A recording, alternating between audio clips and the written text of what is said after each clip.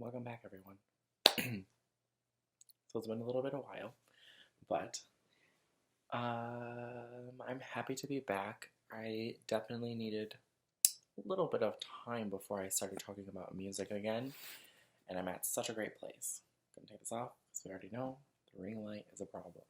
But anyways, today is Dua literally like 15 minutes ago just announced that the Moonlight edition was dropped, and I thought we were gonna get it tomorrow, but it kind of works out. So we're gonna talk about it today. And I am freaking scared and nervous, and I will explain a little bit later why. Now, I'm probably only gonna play snippets of these songs, like just little pieces of it. But essentially, oh my gosh, okay, let's just get into it. So this is Future Nostalgia, the Moonlight edition, and we're not going to go over the songs that already have been heard. As far as the tracks that were added as the deluxe, I will talk about them. So we have Fever with Lipa and Angele.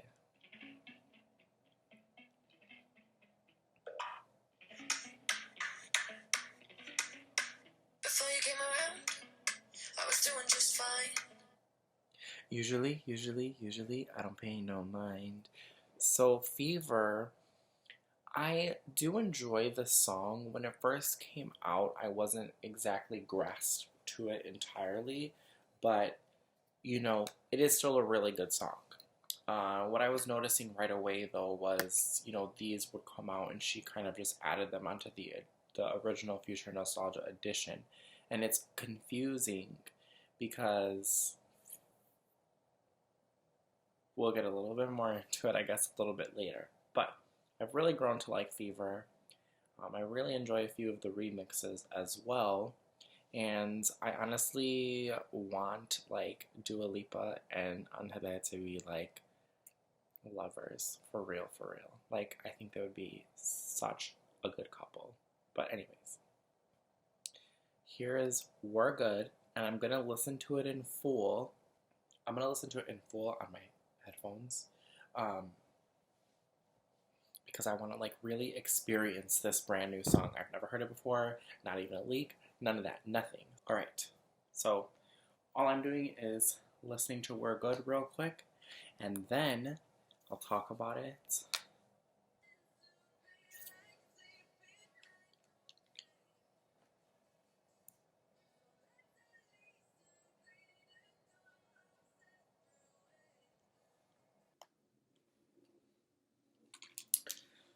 Okay, so that was We're Good, and I'm gonna be honest, I'm gonna have to sit on it for a little bit. First, listen, it's not my personal cup of tea. I've talked about it on this channel before. I don't care for songs that are exactly under 3 minutes. So this was a really fast song, and it actually sounded like the chorus was picking up at some point, and I didn't realize that that was the chorus. Now that's not exactly good.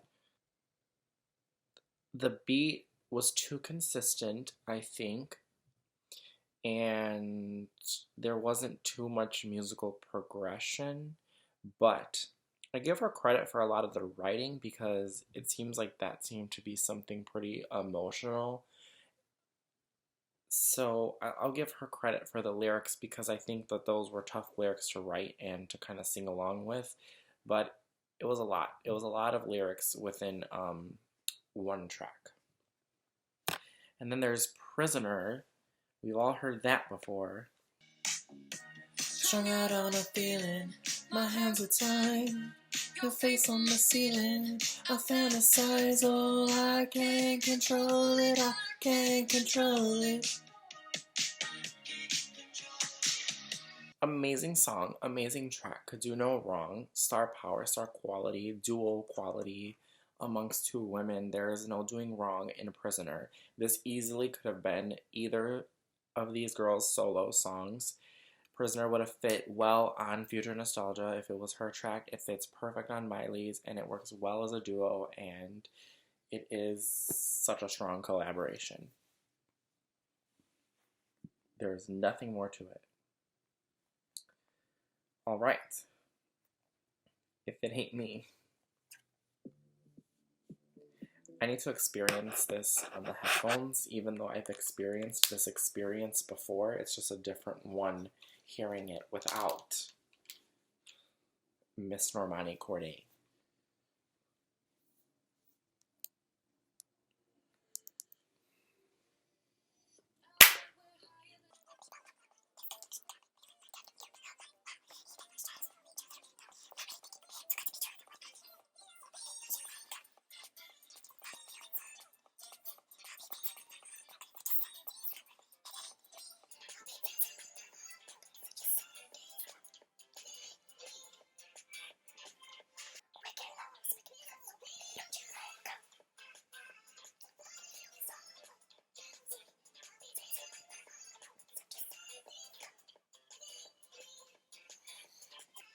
Find another lover, you'll see. I'll be dancing. So baby, don't you come.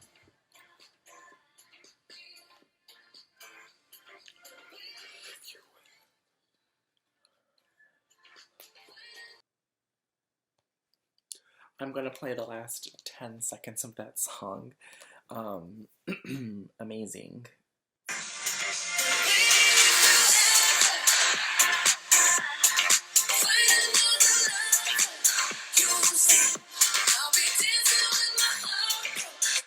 Such a sad disco. Such a sad disco.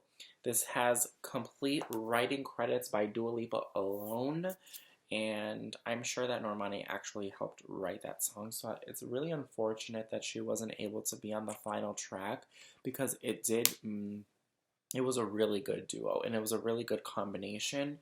So I don't really want to further speak on like what exactly is going on. I love both versions, and I actually like that this one you can kind of hear her Dua's ad-libs a little bit more. If she did mainly write this herself, this is like a very powerful fucking anthem, and I hope that it's not slept on or underrated in any way. Like, I hope at least the fans really, really enjoy it, but that is a really, really good song. It's just, I have heard it like so many times. I'm guilty of this. But I mean, you know, it's fine. Sad disco. It goes so well with Future Nostalgia. And I just wish it was on the, I wish it was like on the actual version. You know what I mean? But, I mean, here we are. That Kind of Woman. I like how this is starting. I really enjoy this, actually.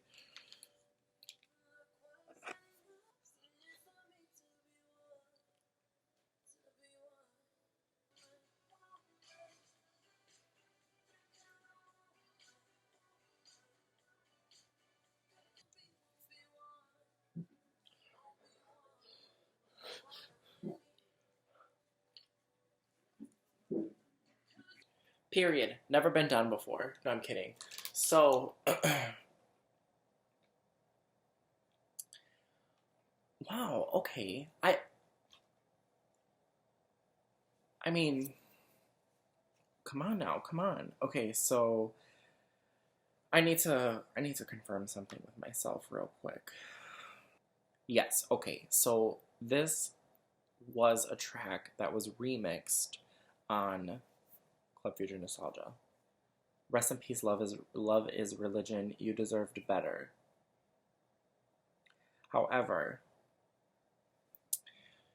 That Kind of Woman was really good because I mean, as a remix, it's a really good remix song. I honestly expect that there's gonna be like tons of other remixes going forward, but like this song was really good, and it actually has a lot of good nostalgic elements, as well as a little bit of futuristic as well, so it does fit within the era. And let me go back to Miss Peep So I'm gonna show you this part of this. I'll show you which parts of the song got me. It's her little ad libs during saying that kind of woman.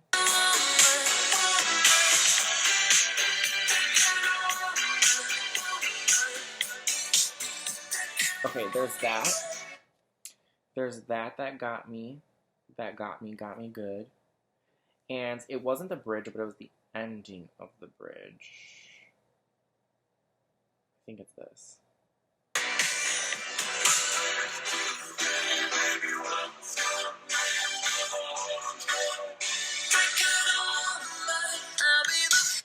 That's all. I don't even have words to say. That is all. Alright. Let's go into this next song, which is a feature. So we've got Not My Problem featuring JID. And this is the last brand new song that we have gotten from Dua. The other ones are all already things that we have had before. So let's get into it. Oh.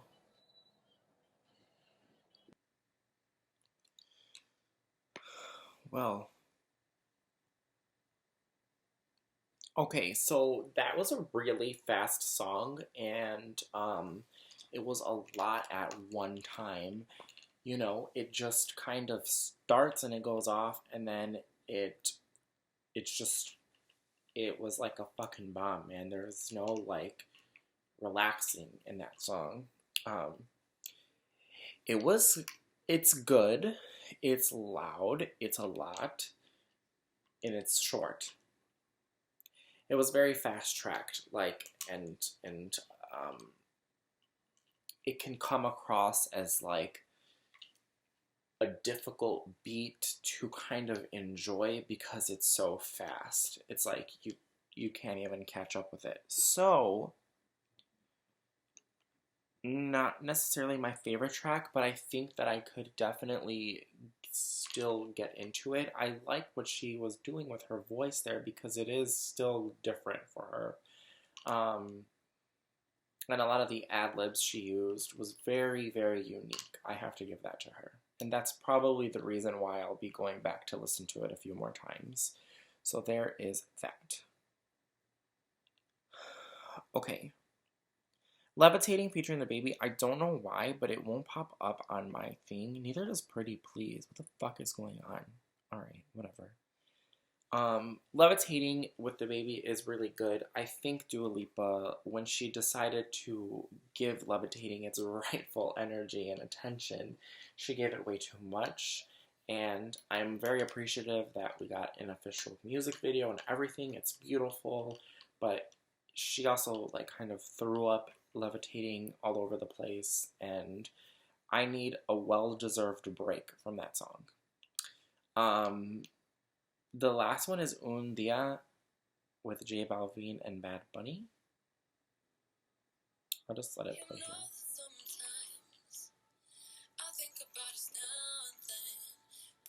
here. So good.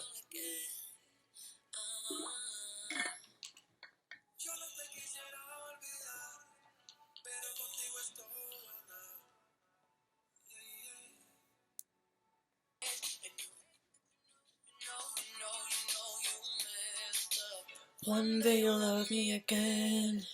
One day you'll love me for sure. One day you'll wake up feeling like I've been feeling, baby, knock on my door. One day you'll love me again. Love me again till the end. One day you'll realize I'm more than you love her. I'm more than you love, I'm your friend. That's a really good song. Okay. As a whole, and this is where we've been waiting for, it was a choice. And so I'm going to run through a few different perspectives. However, I'm not fully happy with the Moonlight edition. I think for me, I was personally set up and expected, and this is my own fault for listening to the B-sides that I assumed we were getting. It was such a full collection, and, you know, there was no real answers about it. I think the people that have not heard those leaks or B-sides are probably in the best standing as far as with a Dua, because they can be excited fully about this project and this official B-side release. I was confused because even magazines were writing about it, and the B-side expectation was that it would essentially be like another album length of songs, and actually it isn't. It is about 8 tracks, so it is about the length of a short album. But again, there were so many songs from the rumored B-side track list, some that I still haven't even heard or want to listen to, because if they end up being good as well, I'm just gonna get a little bit frustrated that they're not like officially out. I'm a pretty decent advocate on not listening to leaks or paying attention to those kind of things. I couldn't resist. With Dua, I failed. I like literally gave in and caved, but rightfully so. Those unreleased, well, now they're unreleased songs, but they're so good. They are really, really so good. Like Jealousy, Berlin Summer, Love is Religion, Rest in Peace. You've got Cherry. You've got Bad Idea, which is literally her like Britney moment.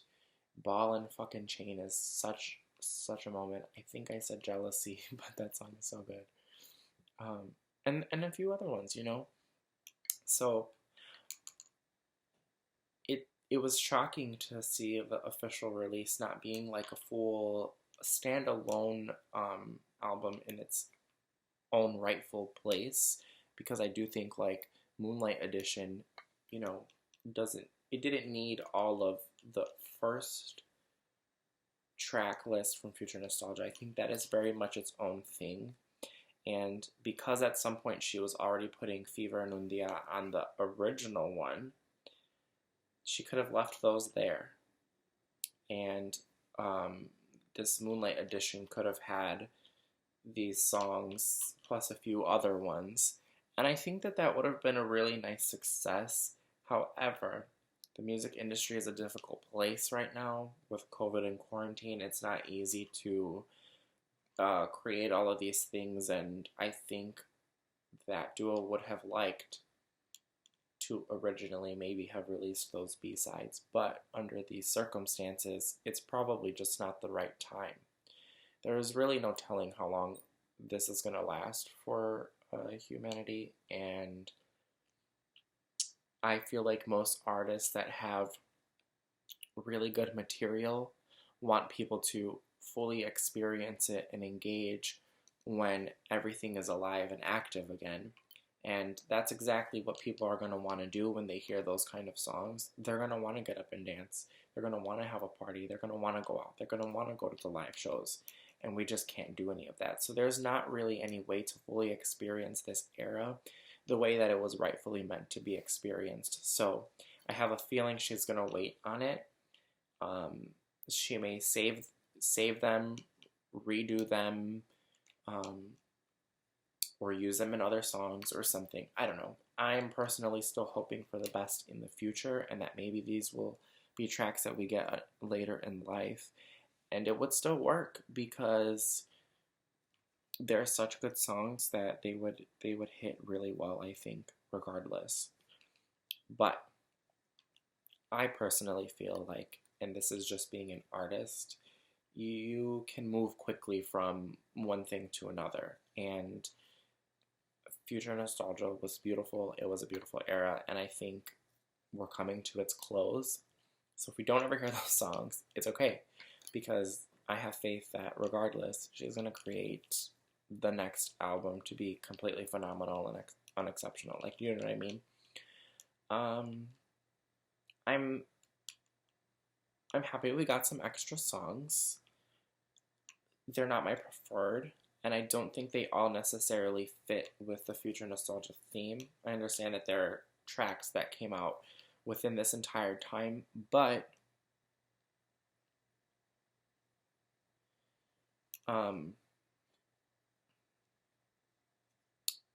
what's it called? I really, really lost my train of thought here.